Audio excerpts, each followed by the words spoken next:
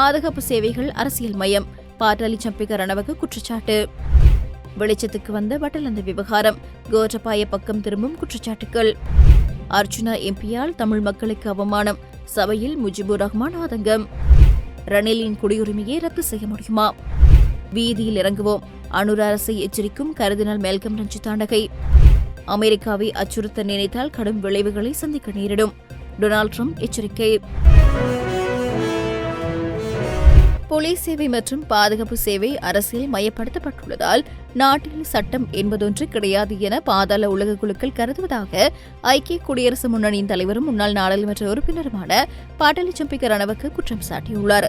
கண்டியில் நேற்று நடைபெற்ற ஊடகவியலாளர் சந்திப்பின் போது அவர் மேற்கண்டவாறு குறிப்பிட்டுள்ளார். இங்கு அவர் மேலும் தெரிவித்துள்ளதாவது, போலீஸ் திணைக்களம் முழுமையாக அரசியல் மயப்படுத்தப்பட்டுள்ளது. அதன் பிரதிபலனாகவே போலீஸ் திணைக்களத்துக்கும் பதில் போலீஸ் அதிபருக்கும் இடையில் முரண்பாடுகள் தோற்றம் பெற்றுள்ளன. இந்த முரண்பாடுகள் போலீஸ் ஆணைக்குழு வரை தொடர்கிறது. இதனால் முழு பாதுகாப்பு கட்டமைப்பும் பலவீனமடைந்துள்ளது. நாட்டில் சட்டம் என்பதொன்று கிடையாது என்று ஒழுங்கமைக்கப்பட்ட பாதாள குழுக்கள் கருதுகின்றன. தமக்கு இணக்கமானவரை போலீஸ் நிலைய பொறுப்பதிகாரியாக நியமிக்கும் அளவுக்கு போலீஸ் சேவை என்று அரசியல் மயப்படுத்தப்பட்டுள்ளது. போலீஸ் சேவை மாத்திரமல்ல, பாதுகாப்பு சேவை உட்பட புலனாய்வு பிரிவும் இன்று அரசியல் மயப்படுத்தப்பட்டுள்ளது. போலீஸ் சேவை உட்பட பாதுகாப்பு சேவைகள் இன்று அரசியல் மயப்படுத்தப்பட்டுள்ளதால் சட்டத்தில் ஆட்சி வீழ்ச்சி அடைந்துள்ளது. போலீஸ் மாதிபரை கைது செய்வதற்கு போலீசார் சுற்றி வளைப்புகளை மேற்கொண்டுள்ளனர். இது உலக நகைச்சுவையாகும். தேசபந்து தென்னக்கோனை போலீசார் கைது செய்ய மாட்டார்கள். உயர் நீதிமன்றத்தினூடாக பிணை பெற்றுக் கொள்வதற்கு தேசபந்துக்கு சாதகமான சூழல் ஏற்படுத்தி கொடுக்கப்படுகிறது. அதுவரையில் அவர் கைது செய்யப்பட மாட்டார். மேலும் நடைபெறவுள்ள உள்ளூராட்சி சபை தேர்தலில் ஐக்கிய குடியரசு முன்னணியின் சார்பில் பென்சில் சின்னத்தில் போட்டியிடுவோம் என அவர் இதன்போது குறிப்பிட்டுள்ளார். பட்டலந்து கொலைக்கு முன்னாள் ஜனாதிபதி ரணில் விக்ரமசிங்கவை மட்டுமல்ல, மாத்தளை கொலைக்கு கோட்டபாய ராஜபக்சவிடமும் விசாரணைகள் தொடங்கப்பட வேண்டும் என முன்னணி சோசலிச கட்சியின் கல்வி செயலாளர் புபுது ஜெயகொட கூறியுள்ளார். அனுராதபுரத்தில் நடைபெற்ற மாநாட்டில் அவர் இவ்வாறு தெரிவித்துள்ளார். இங்கு அவர் மேலும் தெரிவிக்கையில், இந்த குற்றங்களுக்கு நேரில் கண்ட சாட்சிகள் உள்ளன. இனி யாரையும் கொல்லாதீர்கள். இந்த குற்றங்களுக்கு எதிராக அரசாங்கம் நடவடிக்கை எடுக்க வேண்டும். இலங்கையில் விசாரணை ஆணையங்களை நியமிப்பதற்கு 2 சட்டங்கள் உள்ளன. ஒன்று 1948 இயற்றப்பட்ட சட்டம், 1978 இயற்றப்பட்ட ஜனாதிபதி சிறப்பு விசாரணை ஆணை சட்டம் என்று அழைக்கப்படும் ஒரு சட்டம் உள்ளது. 1948 சட்டம் அந்த ஆணையங்களுக்கு சமூக உரிமைகளை ஒழிக்கும் அதிகாரத்தை வழங்கவில்லை. அந்த அதிகாரம் 1978 சட்டத்தின் பிரிவு 9 ஆணையங்களுக்கு வழங்கப்பட்டது. சந்திரிகா தனது நண்பரை காப்பாற்றும் முயற்சியில் புதிய 1978 சட்டத்தின் கீழ் அல்லாமல் 1948 சட்டத்தின் கீழ் பட்டலந்த குற்றங்களை விசாரிக்கும் ஆணையத்தை நிறுவினார். எனவே பட்டலந்த விசாரணை ஆணையத்துக்கு சமூக உரிமைகளை ஒழிக்கும் அதிகாரமில்லை. தற்போது சமர்ப்பிக்கப்பட்டுள்ள அறிக்கை ரணிலுக்கு எதிரான அரசியல் பழிவாங்கல் அல்ல. அந்த உணர்வில் நாங்கள் தலையிடவில்லை. பல்லாயிரக்கணக்கான சகோதர சகோதரிகளை கொன்றவர்களை நாங்கள் விரும்பினால் மன்னிப்போம். அது ஒரு பிரச்சனை அல்ல. ஆனால் நாங்கள் என்ன கேட்கிறோம்? நாங்கள் கேட்பது என்ன? நடந்தது என்ன என்பதை வெளிப்படுத்த வேண்டும். பட்டலந்தவில் கொன்ற ரணில் விக்ரமசிங்கவை மட்டுமல்ல, மாத்தளை விஜய வித்யாலயாவில் நடந்த கூட்டு புதைக்குழிக்கு பொறுப்பானவரும் அப்போது மாத்தளை இராணுவத்தின் தளபதியாக இருந்தவருமான கோட்டபாய ராஜபக்சவையும் கைது செய்ய வேண்டும். இப்போது இறந்த எலும்புகளாக மாறியவர்களிடம் அந்த நபர்கள் இனி உயிருடன் இல்லை என ஒரு சாரார் கூறலாம். அப்படியென்றால் அவர்களுக்கு நீதி வழங்குபவர்கள் யார்? பட்டலந்த தொடர்பில் சட்டமா அதிபரிடம் கேட்க எதுவும் இல்லை. இலங்கையில் கொலைகள் மற்றும் தேச துரோகத்துக்கு வரம்புகள் எதுவும் இல்லை. எனவே குழுக்களை உருவாக்குவதன் மூலம் இங்கே பொய்யான குற்றச்சாட்டுகளை சுமத்த வேண்டிய அவசியமில்லை. ஒரு குறிப்பிட்ட கொலைக்கு குற்றச்சாட்டு சுமத்தப்பட்டுள்ளது. முதலில் நீங்கள் என்ன செய்ய வேண்டும்? குற்றம் சாட்டப்பட்டவரை கைது செய்யுங்கள். குற்றம் சாட்டப்பட்டவரை கைது செய்து விசாரணையை தொடங்குங்கள். எனவே முதலாவதாக ரணில் விக்ரமசிங்கவை கைது செய்யுங்கள். அவரை கைது செய்து விசாரணையை தொடங்குங்கள். இந்த விடயத்தில் முழு விசாரணையை நடத்தவும், சந்தேக நபர்களை கைது செய்து வழக்கு தாக்கல் செய்யவும் குற்றப்புலனாய்வுத்துறைக்கு ஜனாதிபதி உத்தரவிடலாம். எங்களுக்கு தெரிந்தவரை டக்ளஸ் பீரிஸ் இதில் மற்றொரு குற்றவாளி. அவர் இறந்துவிட்டதாக அறிவிக்கப்பட்டுள்ளது. எங்களுக்கு தெரிந்த அனைத்து தகவலின் அடிப்படையில் அவர் இறக்கவில்லை, உயிருடன் இருக்கின்றார். அவர் உயிருடன் இருக்கும்போது இறந்துவிட்டதாக முறைப்பாடு அளித்தமை ஒரு பிரச்சினை. இவற்றை கருத்தில் கொண்டு நடவடிக்கை முன்னெடுங்கள் என அவர் இதன்போது சுட்டிக்காட்டியுள்ளார். நாடாளுமன்ற உறுப்பினர் ராமநாதன் அர்ச்சுனா வெளியிட்ட சில கருத்துக்கள் அவருக்கு வாக்களித்த மக்களுக்கு அவமானத்தை ஏற்படுத்தும் வகையில் உள்ளது என நாடாளுமன்ற உறுப்பினர் முஜிபுர் ரஹ்மான் தெரிவித்துள்ளார். நாடாளுமன்றத்தில் இன்று உரையாற்றும் போது அவர் மேற்கண்டவாறு குறிப்பிட்டுள்ளார்.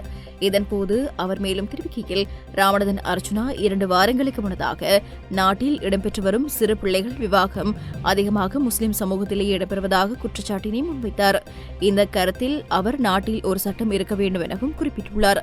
அந்த வகையில் 2012ஆம் ஆண்டு மக்கள் தொகை கணக்கெடுப்பு திணைக்களத்தினால் வெளியிடப்பட்ட புள்ளிவிபர அறிக்கையின்படி 17 வயதுக்கு குறைந்த சிறு பிள்ளைகள் விவாகம் எல்லா சமூகத்திலும் நடந்திருக்கின்றது.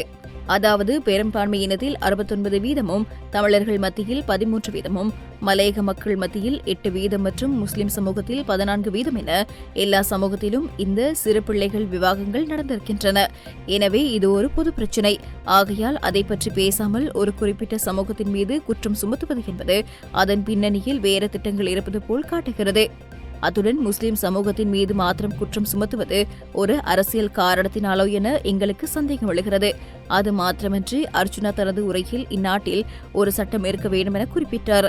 பல இனங்கள் வாழும் இந்நாட்டில் பல சட்டங்கள் இருக்கின்றன. அவை அனைத்து மக்களுக்கும் தேவையானவையே. இந்நிலையில் அதற்கு யாரும் எதிர்ப்பு தெரிவிக்காத இவ்வளவு காலத்தில் அண்மை காலமாக அர்ச்சுனா எம்பி அதனை எதிர்க்கும் வகையில் கருத்துக்களை தெரிவித்து வருகிறார். அத்துடன் ஒரு சிறுபான்மை சமூகத்தினை சேர்ந்த மக்கள் பிரதிநிதியாக இருந்து கொண்டு அவர் இன்னொரு சிறுபான்மை சமூகத்துக்கு எதிராக பேசுவது மிக கவலைக்குரிய விடயம். மேலும் நாடாளுமன்றத்தில் வடக்கு கிழக்கை பிரதிநிதித்துவப்படுத்தும் பல உறுப்பினர்கள் இருக்கின்றார்கள். அவர்கள் யாரும் பிற இனத்துக்கு பாதிப்பினை ஏற்படுத்தும் கருத்துக்களை முன்வைப்பதில்லை.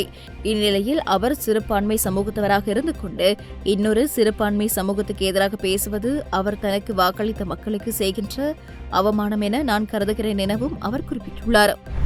பட்டலந்த விசாரணை குழுவின் அறிக்கையின் அடிப்படையில் குடியுரிமையை ரத்து செய்ய முடியாது என மனிதுரிமை செயற்பாட்டாளர் பேராசிரியர் சட்டத்திரணி பிரதீபா மகாநாமஹேவா தெரிவித்துள்ளார்.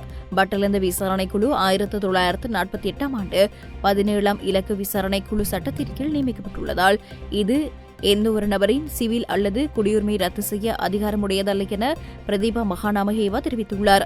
சட்டத்தின்படி ஒரு நபரின் சிவில் அல்லது குடியுரிமை ரத்து செய்ய முடியும் என்பது 1978ஆம் ஆண்டு 7ஆம் இலக்க சிறப்பு ஜனாதிபதி ஆணைக்குழு சட்டத்தின் கீழ் நியமிக்கப்படும் விசாரணை குழுக்களுக்கு மட்டுமே காணப்படுகிறது எனவும் அவர் சுட்டிக்காட்டியுள்ளார். 1978ஆம் ஆண்டு 7ஆம் இலக்க சிறப்பு ஜனாதிபதி ஆணைக்குழு சட்டத்தின் கீழ் நியமிக்கப்பட்ட ஆணைக்குழுவின் பரிந்துரைகளின் அடிப்படையில் நாடாளுமன்றத்தில் வாக்களிப்பு நடத்தி தொடர்புடைய நபர்களின் சிவில் அல்லது குடியுரிமையை நீக்க முடியும் எனவும் அவர் விளக்கியுள்ளார்.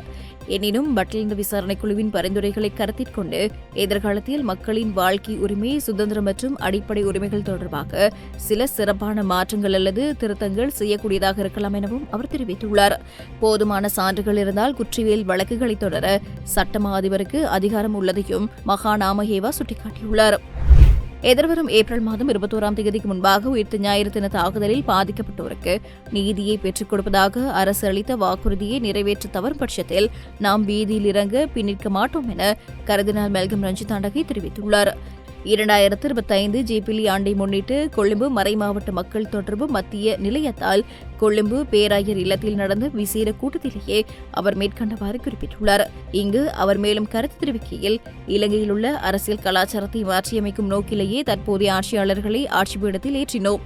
ஆனால் அரசியல் கலாச்சாரத்தில் மாற்றம் ஏற்படுத்தாமலும் எமக்கு அளித்த வாக்குறுதிகளை நிறைவேற்றாமலும் இருந்தால் நாம் மீண்டும் சிந்திக்க வேண்டிய நிலை ஏற்படலாம். அத்துடன் லசந்த விக்ரமதுங்க கொலை, பிரதீப் எக்னொலிகொட காணாமல் ஆக்கப்பட்டமை, கீத் நோயார் தாக்கப்பட்டமை உள்ளிட்ட ஊடகவியலாளர் கொலை செய்யப்பட்டமை, காணாமல் ஆக்கப்பட்ட சம்பவங்கள் தொடர்பில் உயிர்த்த ஞாயிறு தின குண்டு தாக்குதல் சம்பவம் தொடர்பில் நீதியை நிலைநாட்டுவதற்கு தற்போது ஆட்சிப்பீடம் ஏறியுள்ள அரசாங்கம் இனியும் காலம் தாழ்த்தக்கூடாது.